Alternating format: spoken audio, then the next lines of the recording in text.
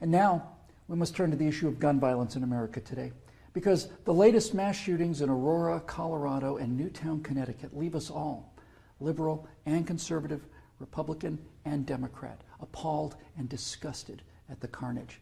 Now, some people, and that includes many of you in this room tonight, want to place the blame for this horror on things like 30-round magazines or semi-automatic rifles. We want to blame something, anything that we can control.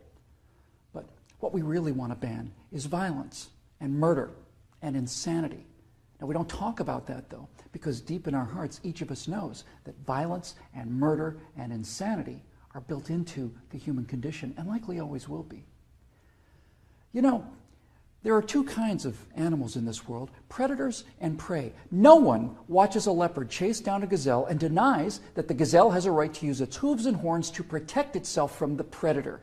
But there are people in this room tonight and all across the country who would deny that same right to self-defense to other human beings.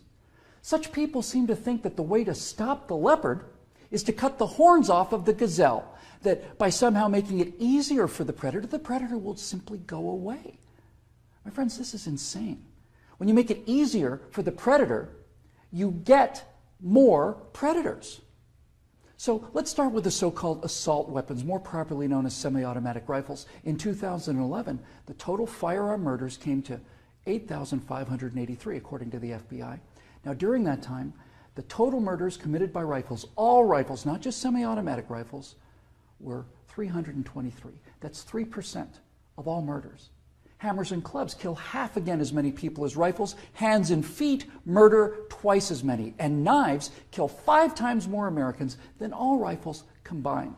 Preventable medical errors kill about 98,000 people per year. Medical malpractice kills more than 12 times as many people as are murdered in the U.S. each year. That's more than 300 times the number killed by all rifles, not just the so-called assault rifles. And yet, no one talks about limits on hammers or knives or doctors or hospitals.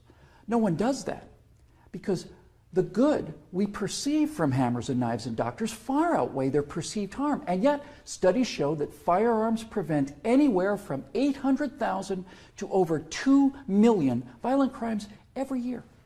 The lowest estimate means that 100 times more violent crimes were prevented with firearms than the total murders committed with firearms. That's 100 times as many. Now, in October of 2007, Amanda Collins was walking to her car after a night class at the University of Nevada at Reno. Amanda had a concealed carry permit for her 9mm Glock that she carried for self-defense. Unfortunately for Amanda, UNR is, like most college campuses, a gun-free zone. So, like the law-abiding citizen that she is, she did not have her gun with her in this gun-free zone when she was attacked by James Bila. Bila raped her on the UNR campus less than 300 yards from the campus police office. He then walked away, and a few months later, this human predator went on to murder 19-year-old Breonna Dennison. Amanda Collins went on to say, quote, "I know, having been the first victim, that Breonna Dennison would still be alive had I been able to defend myself that night," unquote. Therefore, I am directing the virtual Attorney General to aggressively challenge any gun control laws that violate Amanda Collins' right not to be raped and Breonna Dennison's right not to be murdered. You're not forced to abandon your First Amendment right when you enter Chicago or New York, or your Fifth Amendment rights when you walk onto a college campus. As virtual president, I will veto on the spot, without hesitation, but with a great deal of pleasure, any and all attempts to destroy any of the Bill of Rights, of the Constitution of the United States of America.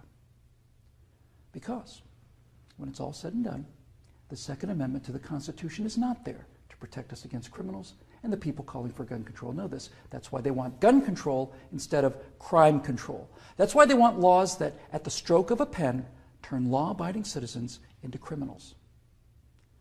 The Second Amendment is there to protect the American people from tyranny. The Second Amendment is there to protect the American people from politicians. The Second Amendment is there to protect the American people from us. Now, Some politicians claim America deserves a vote on this issue. Okay, let's have a vote. Those of you advocating infringement on the right of the people to keep and bear arms need to go to the American people with the 28th Amendment, which would simply read, the Second Amendment to the Constitution is hereby repealed. That would, for the first time, give you the legal authority to do what you have been doing and what you are trying to do now in direct violation of your oath of office to defend the entire Constitution of the United States, not just the parts you happen to approve of. So go ahead, go to the American people and tell them that ultimate power is no longer to be vested in the people who can't be trusted with that power according to you. Tell them only the government can have that power now. You go out there and try to convince the people of the 38 states that you're going to need to get that amendment passed to agree with your opinion of them versus their opinion of you. I dare you. 12 million unarmed men, women, and children were unable to resist being murdered by their own National Socialist government in Germany. Perhaps 50 million unarmed men, women, and children were murdered by their own Union of Soviet Socialist Republics. 50 million Chinese murdered by their own government under Mao, who also disarmed his people. And in Cuba, and in Vietnam, and in the killing fields of Cambodia. Now you say that can't happen here? You say we're protected? By what?